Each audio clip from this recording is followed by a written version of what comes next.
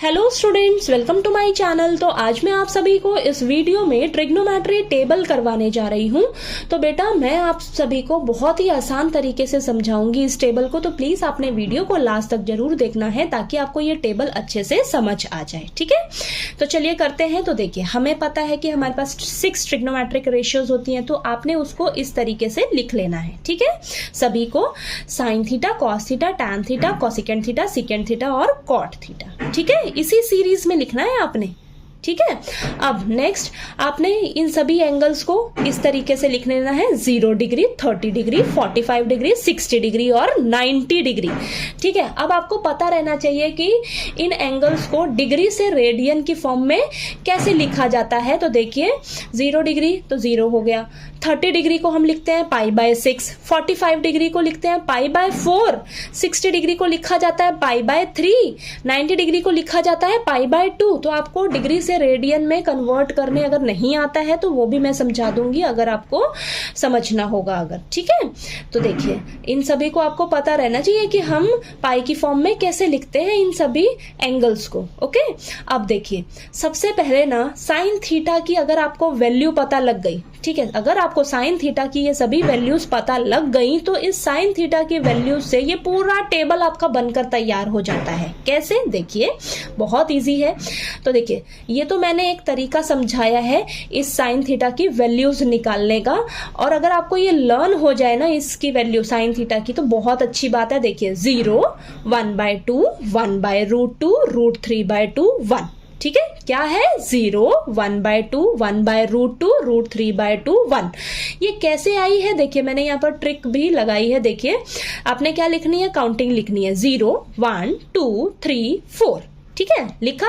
फिर आपने सभी को 4 से डिवाइड कर देना है। देखिए 4 से डिवाइड कर दिया, फिर सभी का रूट कर देना है बेटा। 0/4 का रूट 0 आ जाएगा, 1/4 का रूट करोगे तो 1/2 आएगा, 2/4 का रूट करोगे तो आपके पास 1/√2 आएगा, 3/4 का रूट करोगे तो आपके पास √3/2 आएगा, 4/4 का रूट करोगे तो आपके पास 1 आएगा। तो साइन थीटा की वैल्यूज क्या आ गई आपके पास? 0, 1/2, 1/√2, √3/2, 1।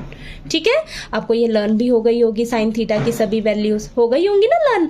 ठीक है, ये लर्न हो गई तो समझो आपका पूरा काम हो गया। देखिए अब आपने क्या करना है, कॉस थीटा की वैल्यूज के लिए ना इसी को पीछे से लिखना शुरू कर देना। देखिए 1, √3/2, 1/√2, 1/2, 0 आया ना समझ। ठीक है, पीछे से लिखना शुरू कर देना है बच्चा। ठीक है, नेक्स्ट देखिए टैन थीटा के लिए। टैन थीटा के लिए हमें पता है टैन थीटा का फॉर्मूला क्या होता है, sine theta upon cos theta, यानी कि साइन थीटा की वैल्यू और कॉस थीटा की वैल्यू। ठीक है, ऐसे करिए, sine theta upon cos theta कर दीजिए। 0/1 क्या आएगा? 0, 1/2 अपॉन √3/2 क्या आ जाएगा? 1/√3 आएगा। करके देखना, 2 से 2 कैंसिल हो जाएगा, 1/√3 बचेगा। ठीक है, 1/√2 अपॉन 1/√2 क्या हो जाएगा? कैंसिल होके 1 आएगा। नेक्स्ट √3/2 अपॉन 1/2, 2 से 2 कैंसिल हो जाएगा, √3 मिलेगा।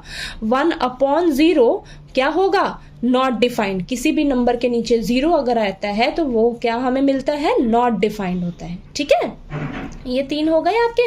ठीक है, अब देखिए हमें पता है साइन थीटा का उल्टा रिलेशन किसके साथ होता है? कोसेकेंट थीटा के साथ। जो साइन थीटा की वैल्यूज होंगी ना उसका उल्टा कर दीजिए। देखिए 0 के नीचे कुछ नहीं है, यानी कि 1 होगा इसके नीचे। ठीक है, इसको उल्टा कर दो, 0/1 है ना, तो क्या हो जाएगा इसका उल्टा? 1/0। तो वो कोसेकेंट थीटा की वैल्यू होगी, नॉट डिफाइंड हो जाएगा यहाँ पर। अब इसकी वैल्यू क्या है? 1/2। उल्टा कर दो इसको, 2/1 हो जाएगा, 2 आ जाएगा। फिर इसके लिए इसको उल्टा कर दो, ठीक है, तो क्या आ जाएगा? √2।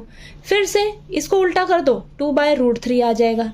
इसको उल्टा करोगे 1 ही आएगा आपके पास। समझ आया? कोसेकेंट थीटा की वैल्यूज क्या आ गई? साइन थीटा की जो वैल्यूज है उसका रेसिप्रोकल कर दो, क्योंकि इनका आपस में रेसिप्रोकल रिश्ता होता है। ठीक है, उल्टा रिलेशन होता है दोनों का एक साथ। अब सेकेंट थीटा की वैल्यूज कैसे आएंगी? देखिए कॉस थीटा और सेकेंट थीटा का आपस में रेसिप्रोकल रिलेशन होता है, हमें पता है ना, इन दोनों का आपस में उल्टा रिश्ता होता है। तो जो कॉस थीटा की वैल्यूज है इसका आप उल्टा कर दीजिए, तो 1 है यहाँ पर तो 1 ही रहेगा। √3/2 का उल्टा करिए, 2/√3 हो जाएगा। 1/√2 का उल्टा करिए, √2 आएगा। 1/2 का उल्टा करिए, 2 आ जाएगा। 0/1 होगा यहाँ पर, तो उल्टा करोगे तो 1/0 यानी कि नॉट डिफाइंड। समझ आया। नेक्स्ट क्या है, कॉट थीटा है।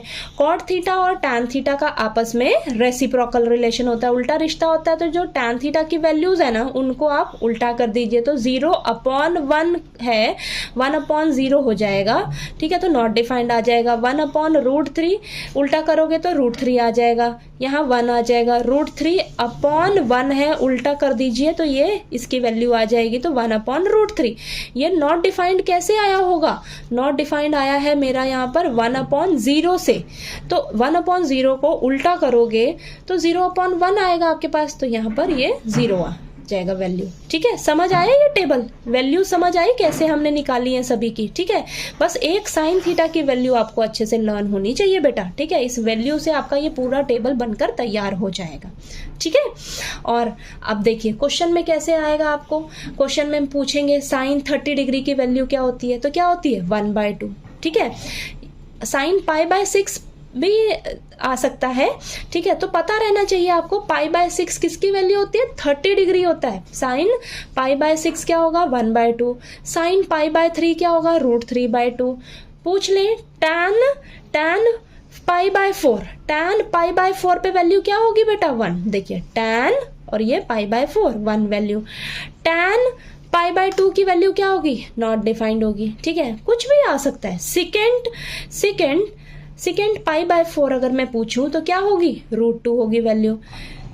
कॉट π/6 की वैल्यू क्या होगी √3 होगी, ठीक है। तो ये टेबल आपको अच्छे से लर्न होना चाहिए बेटा, ठीक है। तभी आप इन सभी की वैल्यूज जो है वो लिख पाओगे क्वेश्चन में, ठीक है। तभी आप क्वेश्चंस को अच्छे से कर पाओगे। अगर वैल्यूज नहीं लर्न होगी तो आप क्वेश्चन नहीं कर पाओगे, ठीक है। तो इन वैल्यूज को आपने इस ट्रिग्नोमेट्री टेबल को अच्छे से लर्न कर लेना है, ठीक। तो चलिए, अगर आपको ये ट्रिग्नोमेट्री टेबल समझ आया होगा मेरी वीडियो से, तो प्लीज़ वीडियो को लाइक कीजिएगा, शेयर कीजिएगा और सब्सक्राइब कीजिएगा मेरे चैनल को। Thank you so much.